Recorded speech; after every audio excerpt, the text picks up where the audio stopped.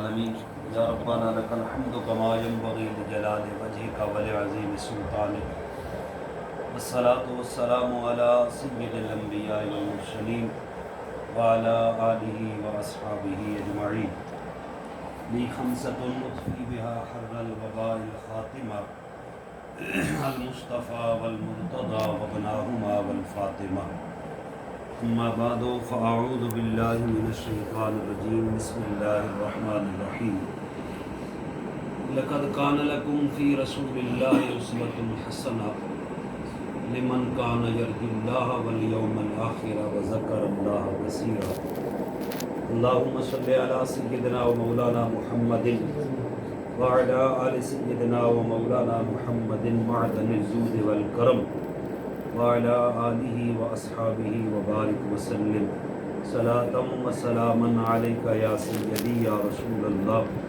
وعلى آلك وأصحابك يا سيدي يا رحمة للعالمين۔ تمام تعریفیں اللہ جل مجدہ الکریم کی ذات اقدس کے لائق ہیں جو ساری کائنات کا خالق اور مالک ہے۔ لا تعداد ہدیہ درود حضور پر نور شافع یوم النشور احمد مجتبی حضرت محمد مصطفیٰ صلی اللہ تعالی علیہ وآلہ وبارک وسلم کی بارگاہ اقدس میں الحمدللہ اللہ کے فضل و کرم سے آج ہم یہاں اس شادی کی تقریب میں حاضر ہیں۔ اللہ تعالیٰ جل وعلا ہم سب کا مل بیٹھنا اپنی بارگاہ اقدس کے اندر قبول فرمائے اور اپنے محبوب اور محبوب کے محبوبوں کی بارگاہ میں شرف قبولیت نصیب فرمائے اور ہمارے لیے دنیا کے اندر باعث برکات اور آخرت کے اندر ذریعہ نجات بنائے۔ اس بچے کی شادی کی آج ابتدا ہو رہی ہے۔ اللہ تعالیٰ اس شادی میں اپنے محبوب کے صدقے رحمت نازل فرمائے، برکتیں نازل فرمائے، ان کی زندگی محبتوں مودتوں الفتوں سے اللہ رب العزت بھرپور فرمائے۔ میں سمجھتا ہوں کہ یہ مبارکباد کے مستحق ہیں سارے بھائی، آپ بھی مبارکباد کے مستحق ہیں کہ شادی خانہ آبادی کے موقع پر ابتدا ہم اللہ رسول کے ذکر سے کر رہے ہیں۔ یہ بہت بڑی برکت ہے، وگرنہ ہمارے طور طریقے بدل گئے، رہن سہن بدل گئے، انداز بدل گئے، ماحول بدل گیا، کوئی ایسے کام کرنے کے لیے تیار نہیں ہے۔ میں اکثر کہا کرتا ہوں ایسے موقعوں پر کہ تھوڑا بہت جو اللہ کا نام ہم اپنے گھروں میں لیتے تھے نا، شادی ایک اللہ کے نشانوں میں سے ایک اللہ کا نشان ہے۔ جس طرح صفا مروہ اللہ کی نشانی ہے، قربانی کا جانور اللہ کی نشانی ہے، حج عمرہ اللہ کی نشانیاں ہیں، مسجدیں اللہ کی نشانیاں ہیں، ایسے شادی بھی اللہ کی نشانیوں میں سے ایک نشانی ہے۔ اس نشانی کی ابتدا سے لے کے اختتام تک ہم نے وہ کام کر دکھائے جو اللہ رسول کی ناراضگی کا سبب بنتے ہیں، اور وہ جو تھوڑا بہت ہمارے گھروں میں اللہ رسول کا نام ہوتا تھا نا ایسے شادی کے موقعوں پر، وہ کیا ہوتا تھا؟ برات گھر میں آئی، محلے میں آئی، اس میں ہم نے کیا کیا؟ مولوی صاحب کو بلایا، انہوں نے ایجاب و قبول دولہے اور دلہن کو کروایا، اور اس میں بعد میں خطبہ پڑھا گیا یا پہلے خطبہ پڑھا گیا، کلمے پڑھائے گئے، اللہ رسول کا نام لیا گیا، پھر دعائیں رحمت اور برکت کی گئی، مبارکبادی کی دعا ہوتی ہے۔ ہم نے اس کو بھی گھروں سے نکال دیا، محلوں سے نکال دیا، شادی ہال میں لے گئے۔ وہ جو تھوڑا بہت کام یہی ہوتا ہے نا شادی میں ہمارے یہاں، اور تو ہم نے کوئی رہنے نہیں دیا نہیں۔ مہندی پہ جتنی بھی عہدگی ہوتی ہے ہم نے دین کا جنازہ نکال دیا، اچھا ولیمے کو بھی گھر سے نکال دیا، حالانکہ ولیمے کا کھانا برکت ہے، ولیمے کی دعوت قبول کرنے والا بندہ برکت والا ہے، اپنے شادی کا ولیمہ کرنے والا برکت والا ہوتا ہے۔ تو اس کو بھی ہم نے کیا کیا؟ گھر سے نکال دیا، اور کہاں لے گئے؟ شادی ہال میں۔ یہ سوچی سمجھی پڑھانے کے تحت یہ سب کچھ ہو رہا ہے، یہ بات یاد رکھیں۔ یہ ایسے نہیں ہے کہ کوئی حادثاتی طور پہ ہمارے ساتھ یہ معاملہ نہ، یہ سوچی سمجھی بنانے کے تحت ہمیں اجاڑا جا رہا ہے، برباد کیا جا رہا ہے، تباہی کے دانے کی طرف لے جایا جا رہا ہے۔ اور پیغام کیا دیا جاتا ہے؟ وہ جی کتنی خرچوں سے بچ جاتے ہیں، گھر میں کتنی خرچوں سے بچ جاتے ہیں، شادی حال میں چلے جاتے ہیں، بس سوٹ بوٹ بن کے گئے اور اسی طرح واپس آ گئے، تو یہ کتنے خرچے بچ جاتے ہیں۔ کبھی آپ نے سوچا ہے کہ کبھی تو اللہ کا نام گھر میں لینے کے لیے موقع اللہ تعالیٰ ہمیں فراہم کرتا ہے، ساروں کو مل کے بیٹھ کے اللہ رسول کا نام لینے کے لیے، تو اس کو بھی ہم گھر سے دور لے جائیں اور کہیں جی کتنے خرچوں سے بچ گئے۔ یہ ہمارے ذہنوں میں پلاننگ ڈالی جاتی ہے، یہ دیکھو یہ ایسے کام، یہ کتنے خرچوں سے، یہ ایک پلاننگ ہے، سوچی سمجھی پلاننگ ہے۔ مسلمان کو گھروں سے قرآن و سنت کو نکالنے کے لیے تیار کیا جا رہا ہے، ایسے کرو تمہاری زندگی اچھی گزرے گی، تمہارے خرچے کم ہوں گے، ایسے کر دو تو یہ ہوگا۔ حالانکہ اس کا قرآن و سنت، نہ خرچے کرو، نہ کون کہتا ہے کرو، شادی کے موقع پر نہ خرچے کرو، نہ بھی کون کہتا ہے؟ مہندی کا شادی میں آئی نہیں، شادی میں تو صرف نکاح ہے اور نکاح کے بعد ولیمہ ہے بس، اور برات کا کھانا ہے ہی نہیں، برات کا کھانا ہے ہی نہیں، یہ پکی بات ہے، نہ مہندی کا کھانا ہے نہ برات کا کھانا ہے۔ ہم وہ خرچوں سے پہلے، وہ خرچوں کو چھوڑو یار، تم اپناؤ تو صحیح اللہ رسول کے پیغام کو۔ ہم نے دشمن کو دیکھ کے یہ نہ سوچا کہ یہ ہماری بربادی کے لیے چل نکلا ہے اور ہمیں بربادی کے دانے کی طرف۔ اوس اور خزرج دو قبیلے تھے مدینہ پاک میں، یہ بڑے جنگجو قبیلے تھے اور 100 سال تک ان کی آپس میں جنگ ہوتی ہے، 100 سال یہ آپس میں ایک دوسرے کے ساتھ لڑتے رہے۔ حضور علیہ السلام جب مدینہ پاک تشریف لے گئے تو مدینے کی بہار بدلی، رحمت آئی، آقا کریم صلی اللہ علیہ وسلم نے ان کو کلمہ پڑھایا اور پھر رحمت عالم صلی اللہ علیہ وسلم نے 100 سال جو ان کی لڑائی چل رہی تھی نا اس کو ختم کروایا اور آپس میں پیار اور محبت کا رہنے کا درس دے دیا۔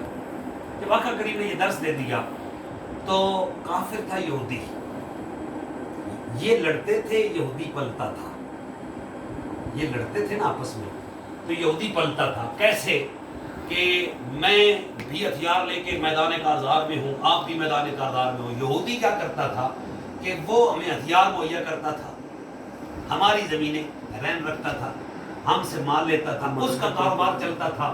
جب حضور نے یہ جنگ ختم کروا دی تو اب یہودی کا کاروبار بند ہو گیا، وہ جو پیسے اسے ملتے تھے، زمین رہن تھی، وہ سب ختم ہو گیا۔ اب جب وہ کنگال ہوا تو اس نے سوچا کہ کوئی طریقہ ایسا اپنایا جائے، کوئی طریقہ ایسا اپنایا جائے کہ یہ پھر دوبارہ آمنے سامنے تلواریں لے کے آ جائیں تاکہ دوبارہ تو میرے رزق کا جو معاملہ ہے وہ چل جائے۔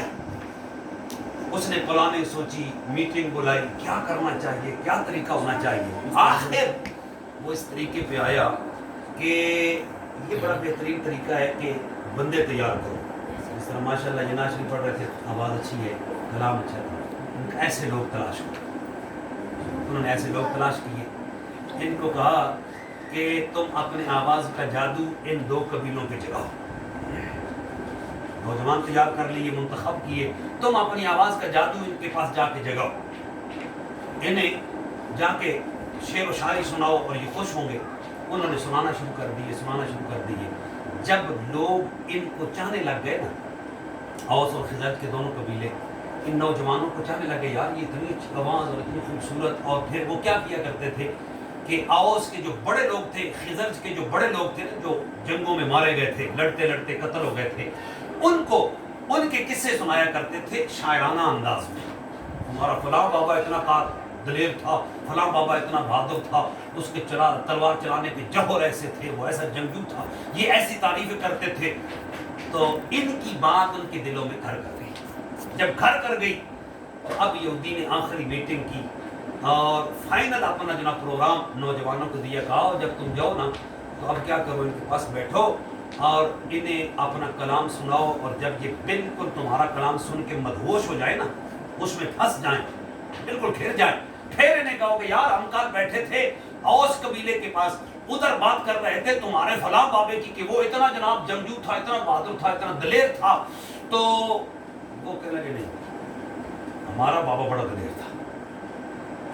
اوس کے پاس جا کے ایسی بات کرو, ادھر سے اٹھ کے خزرج کے پاس آؤ اور پھر ادھر ایسی بات کرو. انہیں کہو کہ یار ہم بیٹھے تھے اوس کے پاس, تمہارے بابے کی بہادری بتا رہے تھے.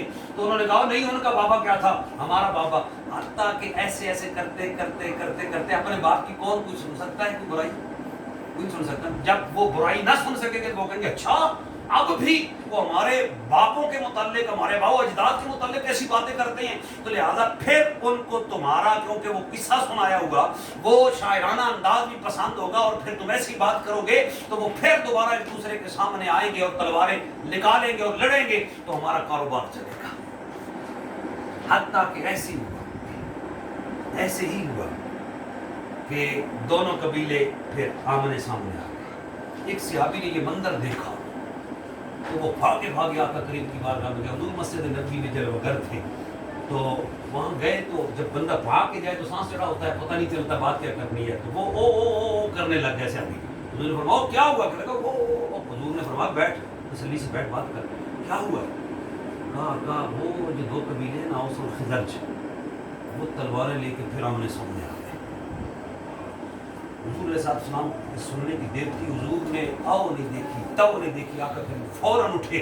روایت میں آتا ہے کہ حضور اپنا پجامہ مبارک بھی ایسے اٹھا کے چل رہے تھے اور حضور بھاگتے گئے, اور جا کر آقا کریم نے دیکھا تو واقعتاً وہ دو صف میں کھڑے تھے اور ننگی تلواریں لے کے کھڑے تھے. حضور ان کے درمیان میں کھڑے ہو گئے اور آقا کریم صلی اللہ علیہ وسلم درمیان میں کھڑے ہو کے حضور فرمانے لگے وہ میرے غلاموں کیا ہو گیا تمہیں, تم جہنم کے کنارے پہ گر رہے تھے, ابھی گرنے والے تھے, تو میں نے تمہیں پکڑا اور پکڑ کے کھینچ کے تمہیں جنت میں داخل کر دیا. پھر تم نے یہ چنگاری کس نے سلگائی ہے, کیا ہو گیا تمہیں. جب آقا کریم صلی اللہ علیہ وسلم جلال میں بولے, ان کے ہاتھوں سے تلواریں گر گئی. کہنے لگے اوہو ہم سے غلطی ہوئی, ہم سے غلطی, وہ جو رشتہ آپ نے ہمیں دیا تھا ہم نے اسے بلا دیا. یہ تو یہودی کی مکاری اس کی چال ہے, اور بڑی سوچی سمجھی چال کے تحت آقا اس نے ہمیں پھر آمنے سامنے کھڑا کر دیا. اور چال اس نے یہ چلی ہے, میرے آقا صلی اللہ علیہ وآلہ وسلم نے اس وقت فرمایا تھا میرے غلاموں کافر تمہارا کبھی بھی رشتہ دار نہیں ہو سکتا, کبھی بھی رشتہ دار نہیں ہو سکتا. اور یہودی کو قرآن کہتا ہے کہ یہ تمہارا دوست کبھی بھی نہیں ہو سکتا, بچو اس سے, اس کے طور طریقوں سے بچو. یہ تمہیں ایسے چنگل میں ایسے پھنسا لے گا تمہیں پتہ بھی نہیں چلے گا, اور جب پھنس جاؤ گے تو پھر کیا ہوگا. پھنسے ہیں نا, میں حیران ہوتا ہوں نوجوانوں کو دیکھتا ہوں, انہوں نے کپڑے پہنے ہیں, ان کی زبان ان کپڑوں کے اوپر لکھی ہوئی ہے. ہماری علمی ہے کہ نہیں. اور پھر کیسی کیسی پلاننگ کے تحت مسلمان کے گھروں سے دین کو نکالا جا رہا ہے.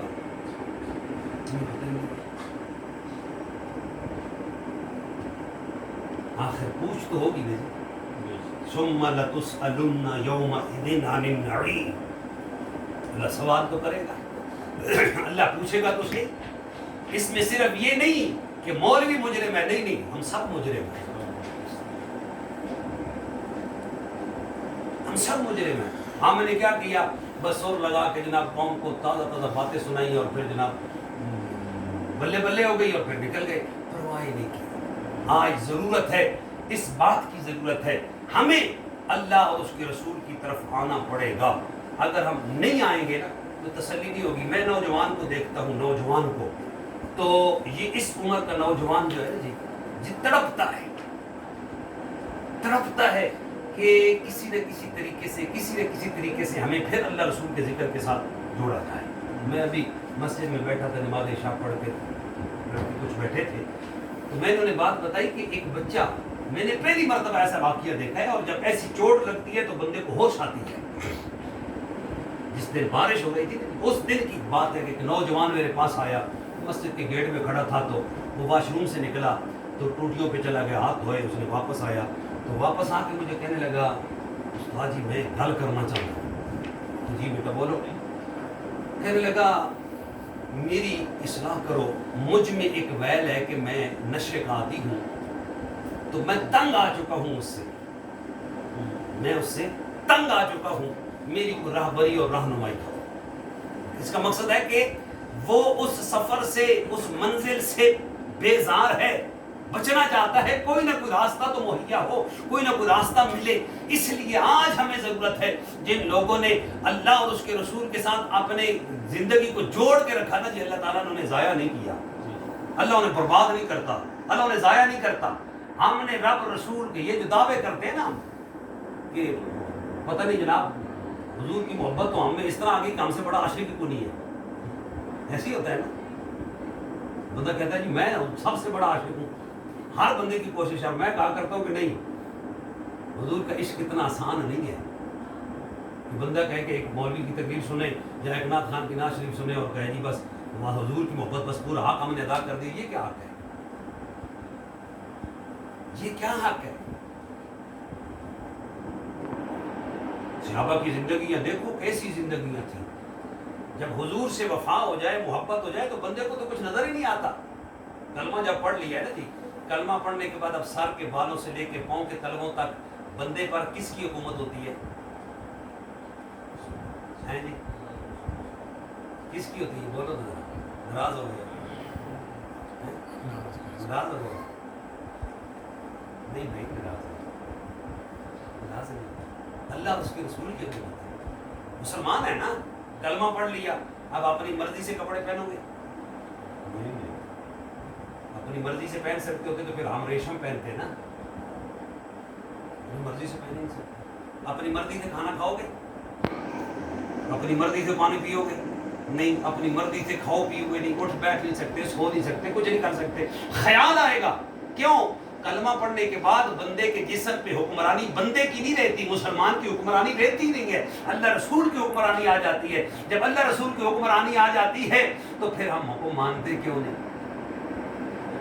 کام کرتے کیوں نہیں. یہ طریقہ اپنانا چاہیے, اس طرف آنا چاہیے.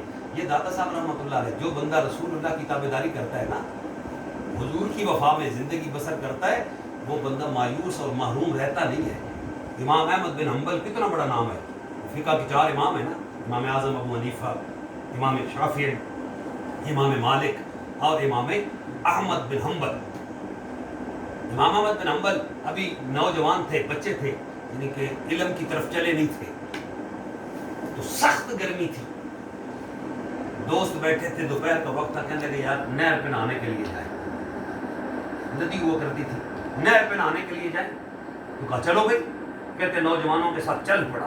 اب دیکھیے جو بندہ حضور سے اتنا پیار کرتا ہے نا, پھر اسے میرا نبی کبھی مایوس لوٹاتا نہیں ہے, کبھی مایوس چھوڑتا نہیں ہے. کہاں چلیے نہر پہ نہانے کے لیے. کہا چلو بھائی دوپہر ہے, سخت گرمی ہے, ٹھنڈے پانی میں نہا کے آتے ہیں. چلے گئے. کہتے ہیں میرے جو ساتھی تھے نا ساتھ کے, انہوں نے کپڑے اتارے اور چھلانگیں لگا دی. میں نے چھلانگ نہیں لگائی, کپڑے نہیں اتارے, کسی بات کو سوچنے لگ گیا. انہوں نے سر باہر نکالا, انہوں نے کہا اے احمد کپڑے اتار, نہاتا نہیں ہے, گرمی نہیں تجھے لگی؟ کہا نہیں میں نہیں. کہا کیوں؟ کہا مجھے کوئی بات یاد آ گئی. واپس آ گئے. واپس آ گئے. بات کیا تھی؟ بات یہ تھی کہ دل میں خیال آیا کہ میرے نبی کا فرمان ہے کہ کسی مرد کے سامنے مرد اپنے جسم کو ننگا نہ کرے. کسی مرد کے سامنے مرد اپنے جسم کو ننگا. ہم گرمیوں میں کرتا اتار کے فیشن سمجھتے ہیں, گرمی لگ رہی ہے نا, اور اس سے جناب اچھا سمجھتے ہیں.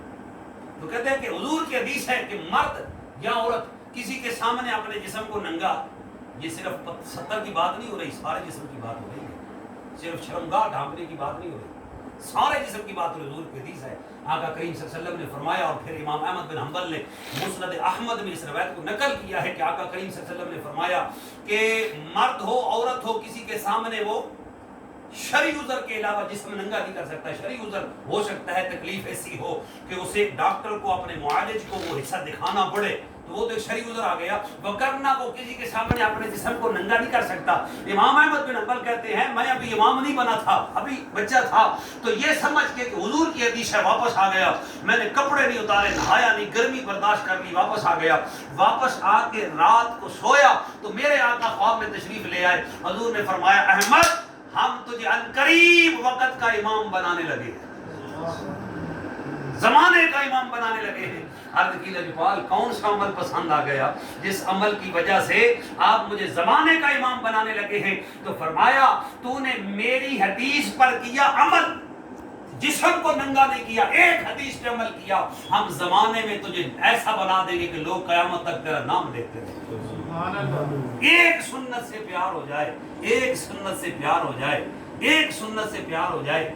ہمارا نبی تو وہ ہے، معمولی ہستی ہے نہیں، آسمان والے بھی فیض ہمارے آقا کے در سے آ کے لیتے ہیں۔ جو فرشتے ہیں 70,000 صبح آتے ہیں، 70,000 شام آتے ہیں، وہ کیا لینے آتے ہیں؟ فیض لینے آتے ہیں نا، ان کا اور کام کیا ہے؟ وہ تو جنتی ہیں، اللہ کے نوری فرشتے ہیں، اللہ کی تصویر کے علاوہ ان سے کچھ اور کام کی بندہ کبھی سوچ بھی نہیں سکتا، امید بھی نہیں کی جا سکتی، نہیں بس اللہ کا ذکر، اللہ کا ذکر۔ وہ جنتی لیکن پھر بھی ہمارے نبی کے پاس آتے ہیں فیض لینے کے لیے۔ ہم نے اپنے نبی کا فیض پس پشت ڈال دیا، وہ دیکھی جائے گی۔ لوگ کہتے ہیں دیکھی جائے گی، نوجوان لوگوں دیکھی جائے گی بڑی زندگی پڑی ہے، بوڑھا ہے تو کوئی بھی کہتا ہے دیکھی جائے گی بڑی زندگی پڑی ہے۔ اور کہاں زندگی پڑی ہے؟ تجھے پتہ ہے زندگی اتنی پڑی ہے؟ تو کو لکھا کیا ہے؟ داتا صاحب رحمۃ اللہ علیہ کی بات سنانے لگا تھا، آپ نے کشف المعجون شریف میں لکھا ہے کہ جس بندے نے نبی کریم کی اتباع کی ہے نا، اللہ تعالیٰ نے اسے کمی کسی چیز کی نہیں دی، کمی اللہ تعالیٰ نے کسی چیز کی نہیں دی ہے اسے۔ آپ فرماتے ہیں بندہ سفر کر رہا تھا، سفر کرتے کرتے اس نے دیکھا جنگل تھا، بکریاں چل رہی ہیں اور بکریوں کی رکھوالی بھیڑیا کر رہا ہے۔ بکریوں کی رکھوالی بھیڑیا کرتا ہے، بکریوں کو شکار کرتا ہے۔ کیوں جی بابا جی؟ شکار کرتا ہے، بکریوں کو پہرا نہیں دیتا، چوکیدار نہیں، ان کی حفاظت نہیں کرتا، ان کو لقمہ بناتا ہے نا۔ لیکن وہ عجب بھیڑیا ہے۔ وہ نوجوان کہتا ہے میں نے دیکھا بکری اجڑ سے الگ ہوتی ہے تو وہ پھر اسے ایسے گھیر کے لے آتے اجڑ میں، اجڑ سے الگ نہیں ہونے دیتا، ان کی رکھوالی کر رہا ہے، بکریوں کے قریب کسی اور چیز کو بھی نہیں آنے دیتا، بکریوں کی چوکیداری کر رہا ہے، نگہبانی کر رہا ہے۔ کہتا ہے میں بڑا پریشان ہو گیا، سوچنے پہ مجبور ہو گیا کہ بکری اور بھیڑیاں آپس میں رشتہ دار کب سے بن گئے؟ یہ تو ایک دوسرے کے دشمن ہیں۔ بھیڑیا بکریوں کو دیکھ لے اور چھوڑ دے، یہ کیسے ہو سکتا ہے؟ یہاں ان کی رکھوالی کر رہا ہے، نگہبانی کر رہا ہے، حفاظت کر رہا ہے۔ اللہ کا میں نے ادھر ادھر دیکھا، کوئی بندہ نظر آئے، کسی سے پوچھوں کہ بتا یہ بھیڑیا اور بکریاں رشتہ دار کب سے بنے؟ لگا دیکھا تو دور تک بندہ کو نظر آیا، جنگل تھا، چلو چلتا ہوں تھوڑا آگے، کسی بستی میں جاؤں گا، کسی سے پوچھوں گا کہ تمہارے علاقے کے بھیڑیے بڑے اچھے ہیں جو بکریاں چراتے ہیں۔ آگے گیا، دیکھا تو درخت کے نیچے ایک بابا جی نماز پڑھ رہے ہیں۔ کہنے لگا یار اس مسئلے نے بڑی ٹینشن دے رکھی ہے، یہاں رکتا ہوں، یہ سلام پھیریں گے، ان سے پوچھوں گا یہ معاملہ کیا ہے۔ رک گیا، انہوں نے سلام پھیرا، اس نے السلام علیکم، وعلیکم السلام۔ کہا بابا جی ایک سوال نے بڑا پریشان کر رکھا ہے۔ کہا کیا؟ کہا سوال یہ ہے کہ میں آ رہا تھا تو پیچھے بکریاں چل رہی تھیں اور بھیڑیا ان کی رکھوالی کر رہا تھا، میں پوچھنا چاہتا ہوں یہ ان کی آپس میں رشتہ داری کب سے ہوئی ہے؟ کہتے ہیں اس اللہ کے بندے نے میری طرف دیکھا تو کہنے لگا دیکھ کے نوجوان لگتا ہے تو سفر کر کے آ رہا ہے، تیرے چہرے سے سفر کے آثار نظر آ رہے ہیں، تھکاوٹ ہے، بیٹھ تیری خاطر تواضع کر لوں پھر تیرے سوال کا جواب دوں گا۔ بیٹھ گئے، کہتے میں نے دیکھا کہ اس کے پاس ایک پیالہ پڑا ہے اور تو چیز کوئی نہیں ہے، تو یہ کہتا خاطر تواضع کر لوں، خاطر تواضع ماں سے کرے گا، کہاں سے کرے گا؟ کہتے میں بیٹھ گیا، چلو کہتا ہے سن لو۔ کہتا بیٹھا، اس نے پیالہ پکڑا نا تو قریب ایک 2 کونوں والا پتھر پڑا تھا بڑا سا، وہ اٹھ کے اس پتھر کے پاس چلا گیا، اس ایک کونے کے نیچے نا اس نے ایسے پیالہ رکھا، پیالہ رکھ کے نا اپنی زبان سے اس نے ایک مرتبہ پڑھا بسم اللہ الرحمن الرحیم۔ بولو سبحان اللہ، سبحان اللہ۔ بسم اللہ شریف پڑھی، سبحان اللہ پتہ کیوں پڑھوائی ہے؟ سنیے ذرا۔ وہ نوجوان کہتا ہے میں نے دیکھا اس نے بسم اللہ پڑھی نا، پیالہ اس کے نیچے رکھا تو دودھ کی نہر جاری ہو گئی۔ کیا ہو گیا؟ کہنے لگا واہ، پہلے ہی بڑا ٹینشن میں تھا، یہ تو دوسرا مسئلہ، پتھر میں بھی بولا کبھی دودھ ہوتا ہے، پتھر سے بھی بولا کبھی دودھ نکلتا ہے۔ ٹھیک ہے، پیالہ بھر گیا، انہوں نے اوپر ایسے ہاتھ رکھا، نہر بند ہو گئی۔ دوسرے سرے کے نیچے رکھ دیا. دوسرے سرے کے نیچے رکھ کے نا پھر ایک مرتبہ پڑھا بسم اللہ الرحمن الرحیم.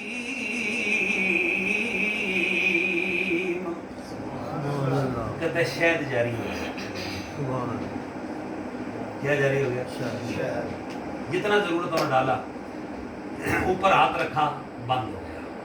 اگلی بات سننے سے پہلے ہم بھی تو مسلمان ہیں نا, نمازیں ہم بھی پڑھتے ہیں, قرآن ہم بھی پڑھتے ہیں, اللہ کو ہم بھی مانتے ہیں, رسول کو ہم بھی مانتے ہیں. پتھر ہمارے پاس اس پتھر سے اعلیٰ ہے, اس پتھر سے بھی اعلیٰ ہے نا. تو پیالہ پکڑو نا تو ہمیں بھی تو ایسا کچھ دودھ نکال کے دو, شاید ہمیں بھی تو نکال کے دو. نکلے گا؟ کیوں؟ اس نبی کا کلمہ ہم بھی پڑھتے ہیں جس کا وہ بابا پڑھتا تھا, جس نے پتھر سے دودھ لیا.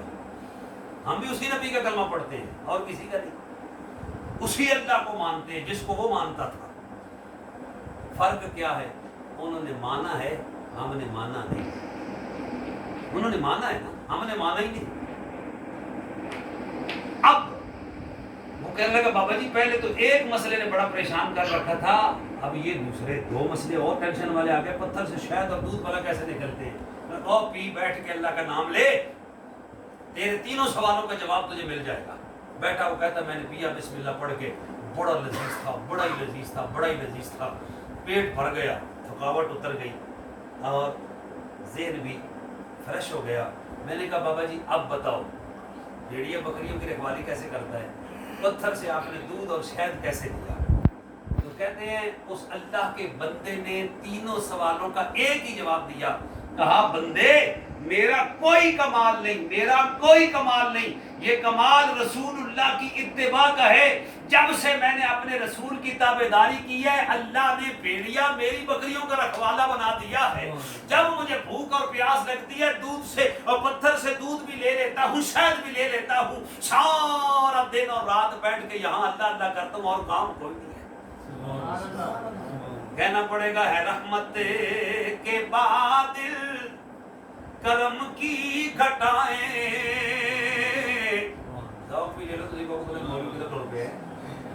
رحمت کے بادل کرم کی گھٹائیں, میرے مصطفیٰ کی یہ پیاری ادائیں.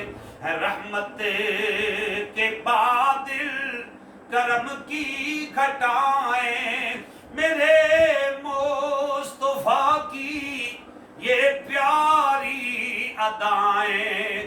فلک والے بھی فیض اس در سے پائیں,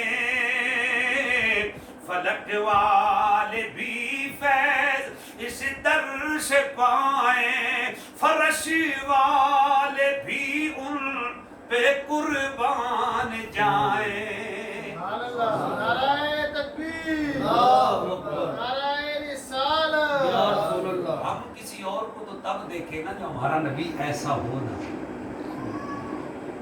ہمارے نبی نے تو کوئی چیز چھوڑی نہیں ہے. میں تو کہا کرتا ہوں ہمیں تو استنجا کرنے کا طریقہ بھی نبی نے بتایا ہے. ہم تو اپنے جسم کو بھی پاک نہ کر سکتے تھے, ہمارے نبی نے ہمیں بتایا ہے کہ نہیں؟ اعظم چشتی نے اسی بات کو دہرایا. وہ کہتا ہے تم کائنات میں تلاش کرو, تمہیں ایسا کوئی نظر نہیں آئے گا. کیسا؟ وہ کہتا ہے ایسا کوئی محبوب نہ ہوگا, نہ کہیں ہے ایسا کوئی محبوب نہ ہوگا, نہ کہیں ہے. کیسا بیٹھا ہے چٹائی پر مگر عرش نشیں ہے, ایسا کوئی محبوب نہ ہوگا, نہ کہیں ہے. بیٹھا ہے چٹائی پر مگر عرش نشیں ہے, اور ملتا نہیں کیا کیا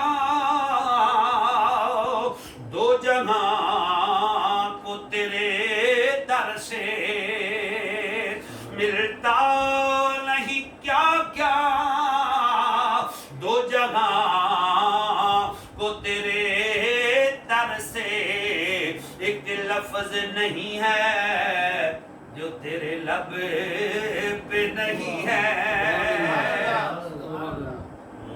ایسا محبوب ہو جس کا وہ اپنے نبی کو چھوڑ کے غیروں کے رستے پہ چل پڑے بد نصیب ہے کہ نہیں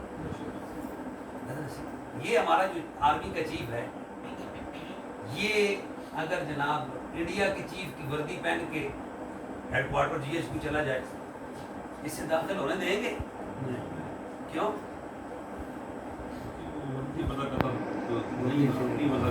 وہ کہیں گے غدار ہے وہ لاکھ کہے نا وہ ایک کپڑا ہے نا کپڑا تم بھی تو چائنا کا پہن لیتے ہو ہالینڈ کا جرمن کا تم بھی تو پہن لیتے ہو اگر میں نے انڈیا کا پہن لیا تو کیا ہوگا وہ کہیں گے نہیں نہیں تو غدار ہے تو غدار ہے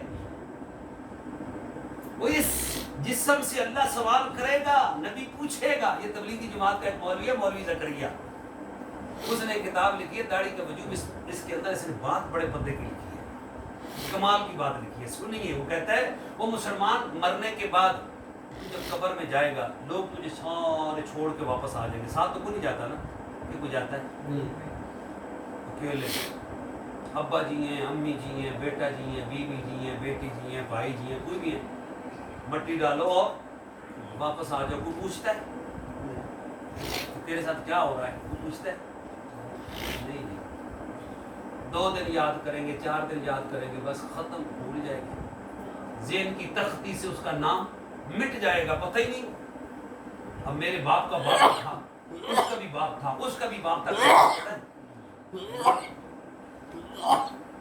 اب تو باپ کے باپ دادے کو بھی کوئی نہیں جانتا نئی پوچھ تو ایسی ہے کہ دادے کی خبر لوگوں کو کیسے اندھیری کوٹھڑی میں چھوڑ کے ہم واپس آ گئے مولوی زکریا کہتا ہے فرشتے تیرے پاس آئیں گے منکر اور نکیر 2 فرشتے آئیں گے تیرے پاس وہ تجھے چٹکا دے کے قبر میں بٹھائیں گے اور قبر میں بٹھا کے نا تجھ پر سوال کریں گے مر ربوں کا دوسرا سوال کریں گے ما دینو کا تیسرا سوال کریں گے ما کنت تقول فی حق ھذا الرجل